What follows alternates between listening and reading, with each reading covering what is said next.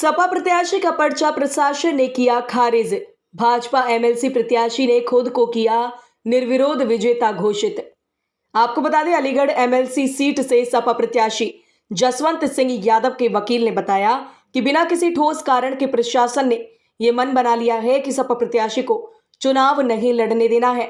वहीं प्रशासन का कहना है कि सपा प्रत्याशी के 3 प्रस्तावक संदिग्ध है। जब तक स्वयं प्रस्तावक आकर ये नहीं कह दे कि वो शामिल नहीं है, तब तक ऐसा तर्क नहीं दिया जा सकता है, ना ही इस आधार पर पर्चा रद्द किया जा सकता है। वहीं मामले पर जानकारी देते हुए एडीएम सिटी ने बताया कि कल से एमएलसी चुनाव को लेकर स्क्रूटनी प्रोसेस चल रहा था, उसको अब पूर्ण कर लिया गया है। कल नाम वापसी का दिन है, उसके बाद ही फाइनल रूप से निर्विरोध या चुनाव जो भी रहेगा वो डिक्लेयर किया जाएगा। बता दें, सपा प्रत्याशी जसवंत सिंह के 10 प्रस्तावकों में से 3 के विरुद्ध आपत्ति दर्ज कराई गई थी। वह 3 प्रस्तावक हाजिर भी नहीं हो पाए। उसके बाद आरओ ने पूरा उनको सुना और आरपी एक्ट की धारा 36 के तहत उनका पर्चा निरस्त कर दिया गया।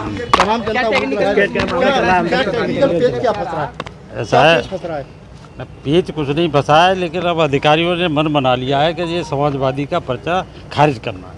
लेकिन पर्चे में ग्राउंड तो कुछ नहीं है, वैसे ही ऑब्जेक्शन लगा दिया है। कोई ऑब्जेक्शन जो है लीगल नहीं है। क्या ऑब्जेक्शन? ऑब्जेक्शन ये लगाया है कि ये आपके संदिग्ध हैं 3 प्रस्तावक।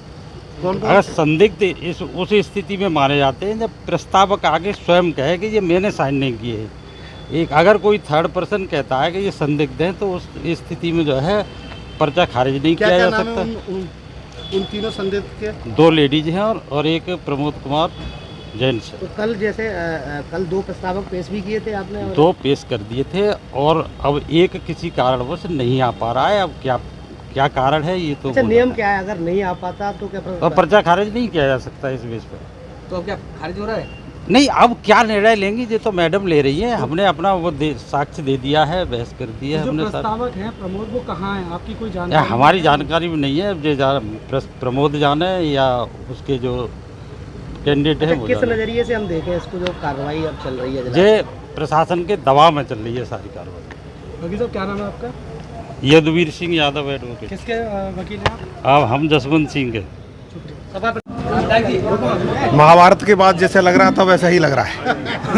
जीते महाभारत में तो एक जंग हुई थी, यहाँ बिना जंग लड़े ही आप जीत रहे हैं। जमीन से निकल करके आकर के, खेत खलियान से निकल करके आकर के और कोई एमएलसी बने तो महाभारत से क्या कम है। जिसने 15 रुपये रोज की मजदूरी की हो, किसी फैक्ट्री में काम किया हो, वो आज एमएलसी बन करके एमएलसी का संदेश लेकर के यहाँ से जा रहा है। बना नहीं माने जजमेंट आ गया है तो कैसा लग रहा होगा ये आप महसूस कर सकते हैं। जिस तरह की आपने आपत्ति जताई थी वो सही रही? आपत्ति कोर्ट ने मानी है। यहाँ पर जो बैठे हैं जस्टिस, उन्होंने माना है, स्वीकार किया है। एजेंडा क्या रहेगा अब आपका, जो पब्लिक के लिए क्या? समाज के लिए पैदा हुआ, समाज के लिए हूँ। पिछले 44 वर्ष से समाज से, संगठन से सबसे मैं जीत का जुड़ता रहा। किसको देंगे आप? भारतीय जनता पार्टी को दूंगा, भारतीय जनता पार्टी के कार्यकर्ता को दूंगा, मेरे समर्थकों को दूंगा। बूथ स्तर से लेकर के सबके हृदय से मेरे साथ थे सब। माननीय विधायक, माननीय सांसद, माननीय मंत्री, माननीय प्रमुख, माननीय बीडीसी प्रधान, सब मेरा पार्टी का कार्यकर्ता, जिले का पदाधिकारी, प्रदेश का पदाधिकारी, क्षेत्र का पदाधिकारी।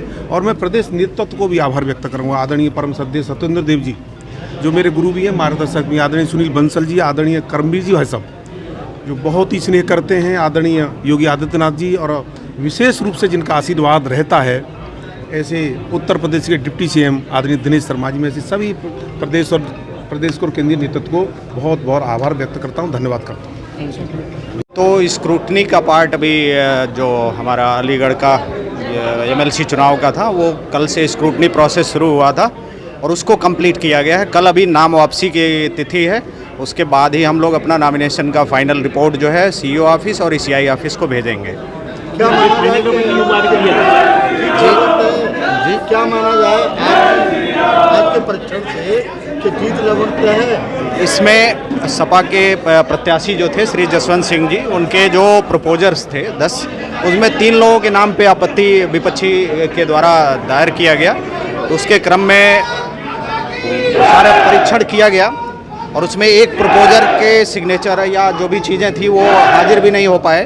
तो जो भी कारण थे, आरओ ने उसको प्रॉपर सुनने के बाद, समय देने के बाद अपना जो है डिसीजन आरपी एक्ट की धारा 36 के तहत उसको सुनवाई करने के उपरांत जो नॉमिनेशन पेपर था उसको रिजेक्ट किया है।